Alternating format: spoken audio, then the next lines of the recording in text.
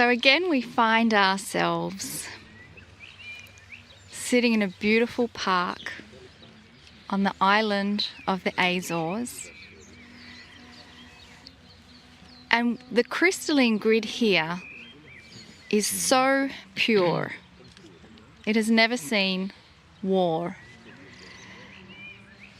And we learnt that it was the Lemurians that have also been on these islands. So this is the invitation. You're invited to close your eyes and take some deep breaths, breathing into your heart center, and invite the energy of those Lemurian ancestors, your ancestors, to come in and greet us as we sit here in the energy of what they created and imbued into that grid. And at any time and any place in the world, you can always return to this greeting because it's multi-dimensional. The grid is always broadcasting, and within your DNA you have the tools to receive the broadcasting. And what gifts do you wish to receive from that broadcast? It's a gift that's already here in the park. It's an overwhelming sense of peace. There is nothing to do. There is only the allowance of receiving. It's an effortless communication. It simply requires your ability to receive and to open your heart. And what would be the purpose of such a gift? Perhaps it is for when you leave the island, that you too can radiate a little piece of that tranquil peace you felt to those around you. There are tourists that come to this island and they leave changed. And perhaps it's that peace that they experience, and they don't even need to put a name on it. Because often we experience things that we can't put a name on it, because that is a very linear way of categorizing something that is multidimensional. And we have the ability within the memory structures of our brain to create a memory place, a memory palace. You can close your eyes and recall the sights that we've seen today, the vista that we experienced with the lagoon. Can you visualize that now? And the answer is yes. You don't have to be in that place to recall that memory. And so here's the opportunity to anchor a memory of a deep and tranquil peace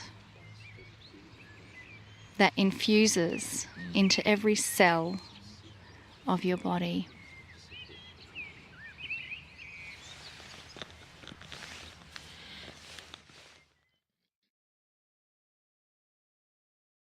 Greetings, dear ones. I'm Kryon of Magnetic Service.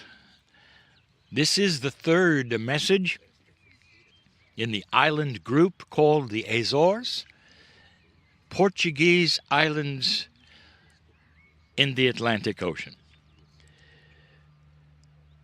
But we're not going to talk about that.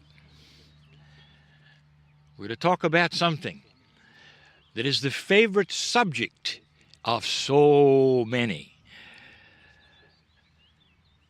Perhaps you are listening to this later. You're not part of this group right now who sits in a beautiful area on the lawn in a park.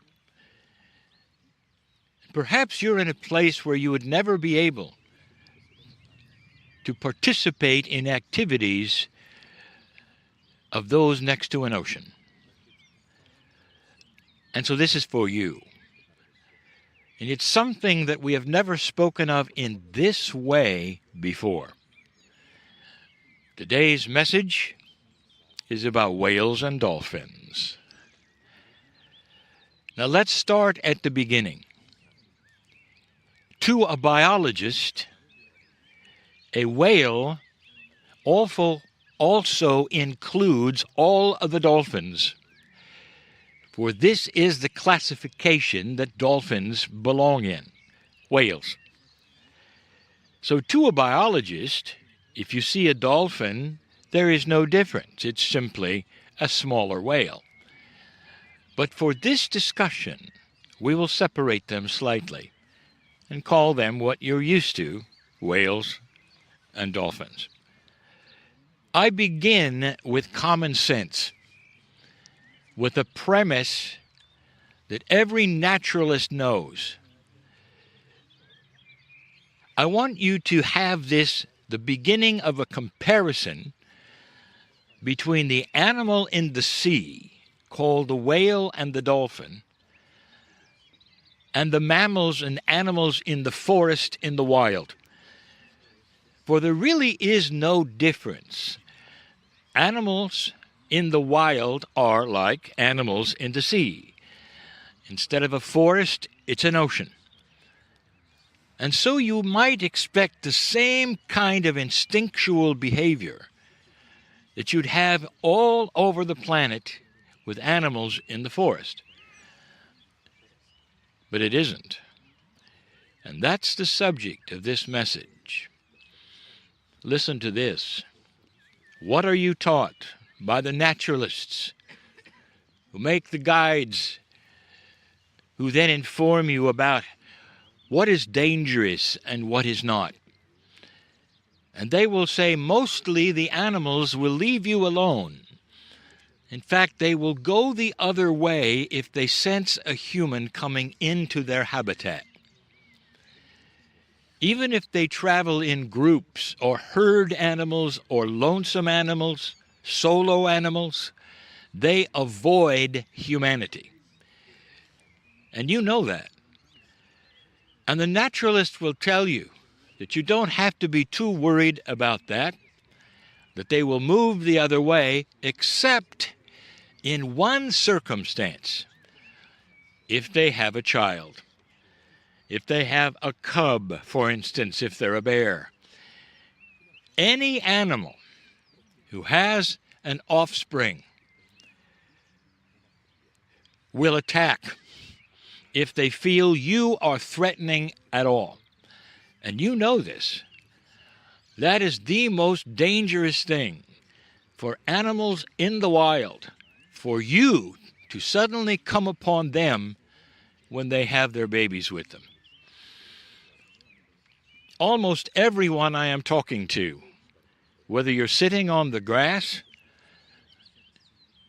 or whether you are listening later, knows this is true. Most animals avoid humans. Indeed, there are exceptions. Some are simply curious, like certain kinds of monkeys. But they still will either avoid you when they see you later, or make sure you're not going to invade their territory. But certainly, they don't come over to meet you. And that's the difference, dear ones, and that is what we're going to discuss right now. For those who are not near an ocean, I would like to describe something that those know who have had the opportunity to swim with a pod of dolphins. I'll make a statement. You don't go to the dolphins, they come to you. You may go to where you know they are there doing something, whether they are feeding or mating. The same with whales. You may go to where you know they do this, but then when you are there without a dolphin in sight, they will slowly unload the boat and you will get into the water quietly. And then the boat will back away and you'll wait. And depending upon where you are, certain circumstances of weather and time of day, ocean conditions, the dolphins will find you. My partner has witnessed this, and still it makes him weep.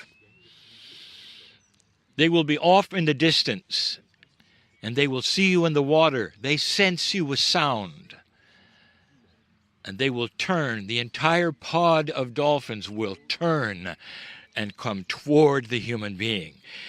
Dear ones, right away, this is counterintuitive to any animal on the planet. Any animal. There is something different happening here.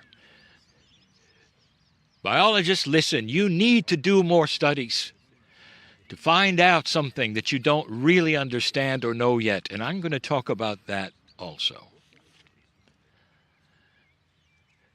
Then the dolphins, on purpose, will swim through the group of swimmers. They will swim on the surface underneath all of the humans. And when they are finished, they'll turn around and do it again. So the pod of dolphins is not simply passing through and you just happen to be there. No. That pod, which could be hundreds of dolphins, will turn, swim through you, underneath you, and then on purpose, with intention, turn again and do it again. And my partner has seen them do this up to 5 times.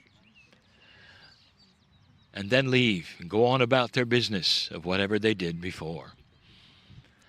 That's not all. You're going to see certain behaviors in these animals when they have come to see you. You never see in the wild, ever. I'll get to that in a moment.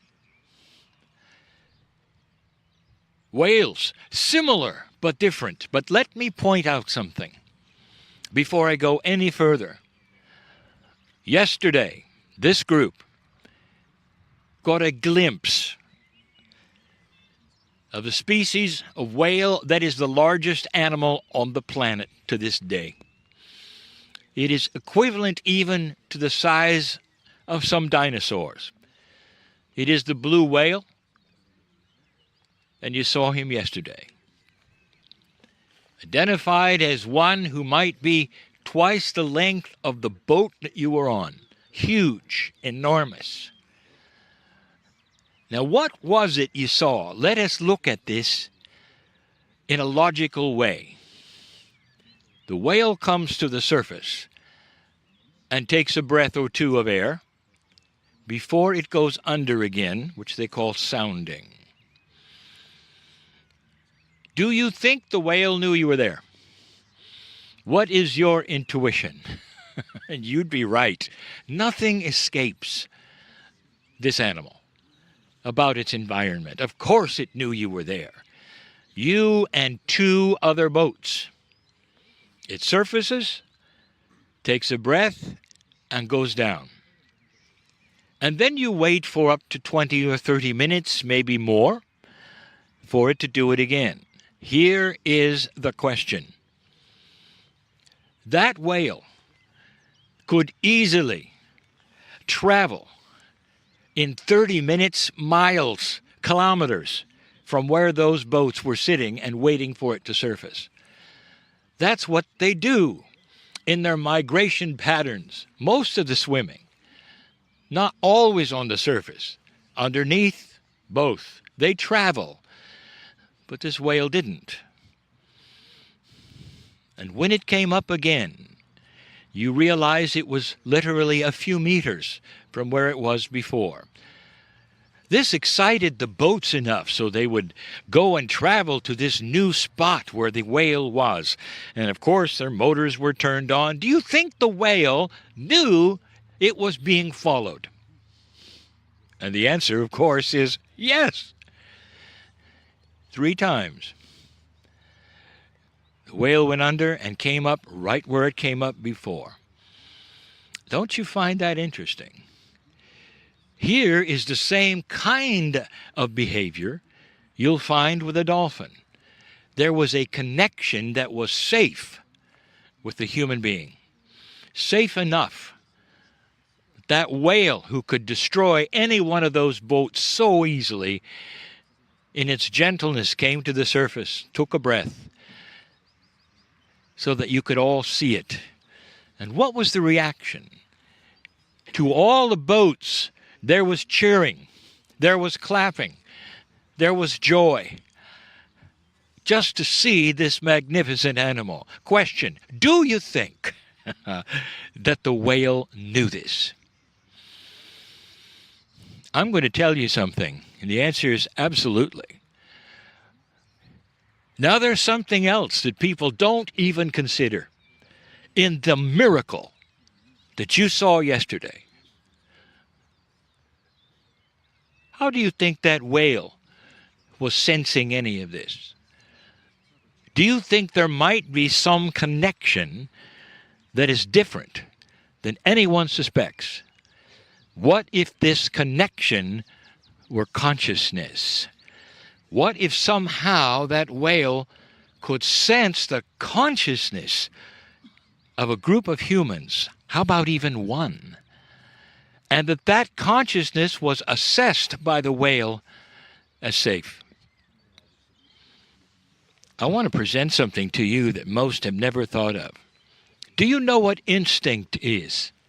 In the animal kingdom, instinct, especially instinct of survival, is primary to any animal. That instinct is passed down from the mother, the father, to the calf. In the animal kingdom, in the forest, that instinct is protection against enemies. Tiny animals will be only days old, and yet they will know instinctively what a predator looks like, smells like, acts like. You know this. Question: how many centuries were the whales hunted by boats, harpooned and harvested and killed in waters just like this? And yet that instinct is not there with that whale. Are you understanding this? What stopped that instinct, which could be centuries old? Don't go near boats. Or if you are, prepare to defend yourself against those predators who will kill you and all of your ancestors. That's instinct, and they don't have it. I'll tell you the answer. The answer is that consciousness overrules instinct.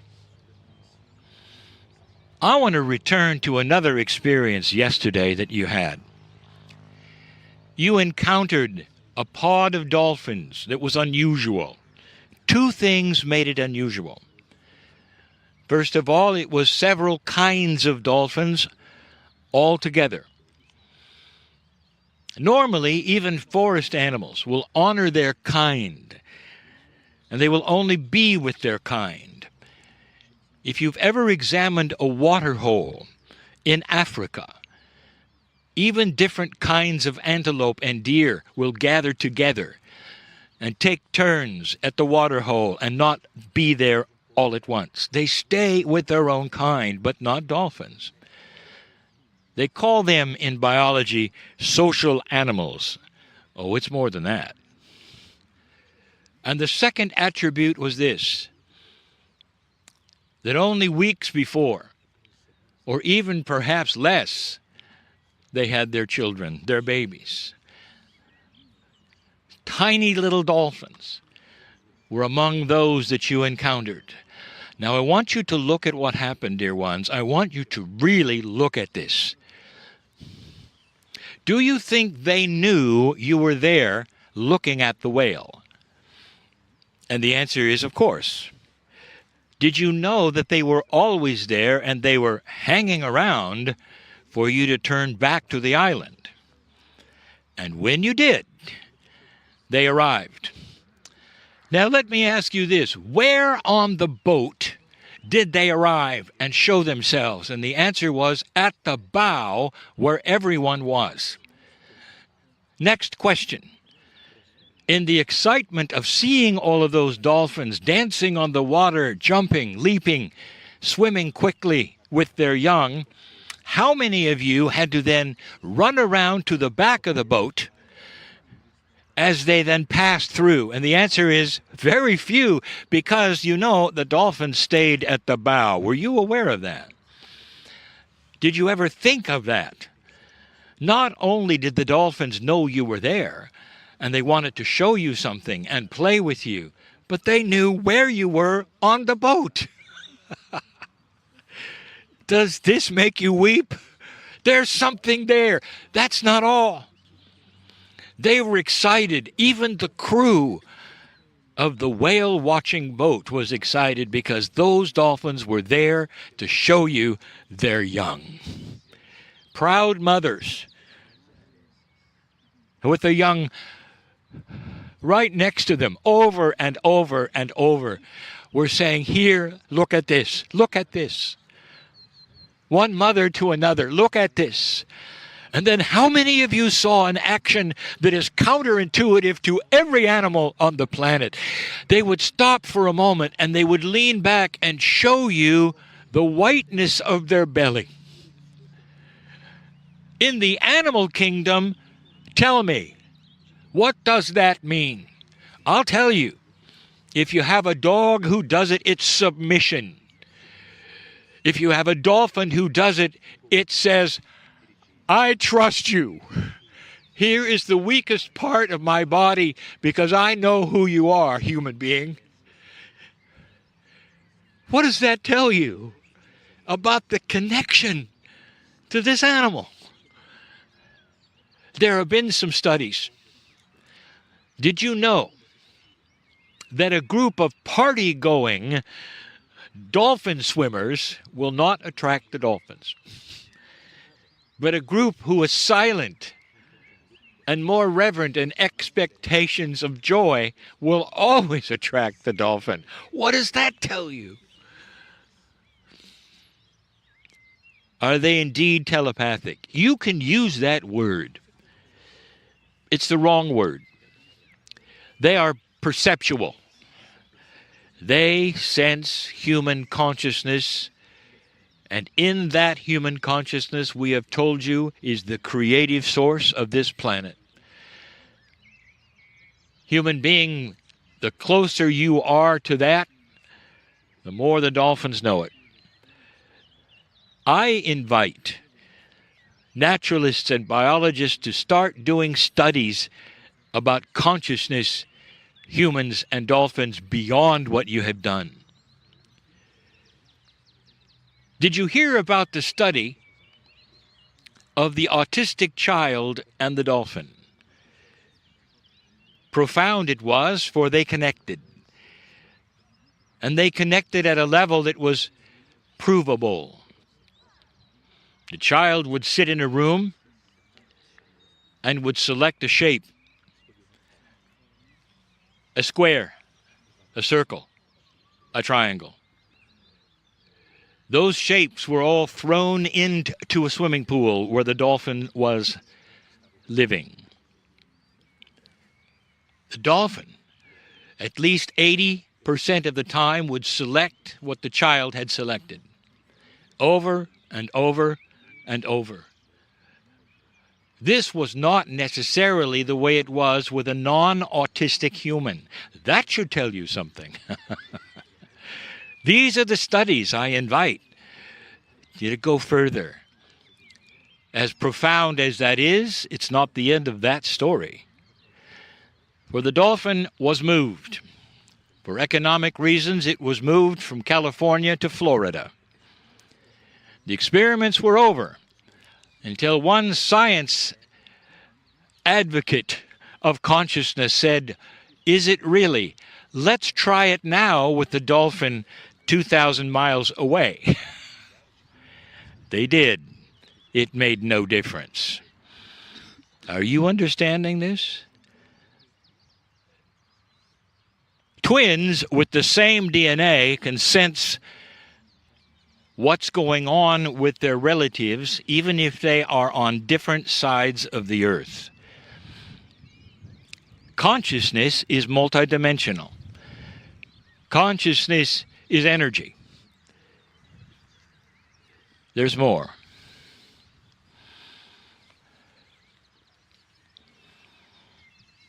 I close this with an esoteric comment.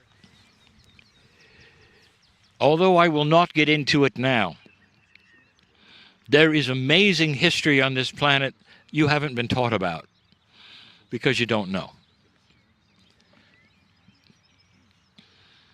4 other civilizations, smaller, much smaller than yours today,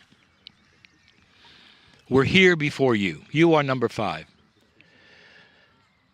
There was enough space between the civilizations that nothing has been found. Until now.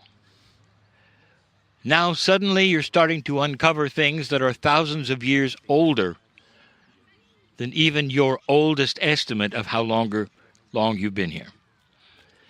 With your new instrumentation and science, this is going to be even grander and greater. You will start seeing these civilizations before civilization. And the reasons we have told you before of how these civilizations terminated, you almost didn't make it, dear ones. Once it was pandemic, another time it was weather. There are many times, 4, that are in question. And I'll tell you this, a few years ago, you almost did it again. Only this time, you would have warred yourself into extinction. Now, this is so esoteric, so many people will not understand at all. The connection between the whales, the dolphins, and humanity is stronger than you know.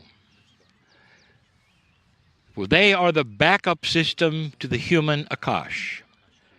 If you had destroyed yourself completely, all of the memories of everything that had happened on this planet could still be retrieved and used by those who would go somewhere else at another time. Even without one human here, the living library of the Akash of the planet is embedded in the whales and the dolphins. An animal that is protected by over 90% of the Earth's population, even treaties that say, don't touch it. It's not a coincidence. These are the things that are eye-rolling to many people. But these are the truths. That is how important consciousness is, who you are, and the very soul that you say you have. That's about the dolphins and the whales. The next time you see them, look at them differently. When a dolphin turns itself open, shows you opening of its flippers and shows you its white stomach. I want you to know what it's telling you. I see you, it says. You're safe, it says. I'm exposing my most vulnerable parts to you because you are safe, for I see the Creator in you. I know you. Beautiful. And you experienced it yesterday. Some of you will experience it again. Think on these things. Things which perhaps are larger than you realized. And so it is.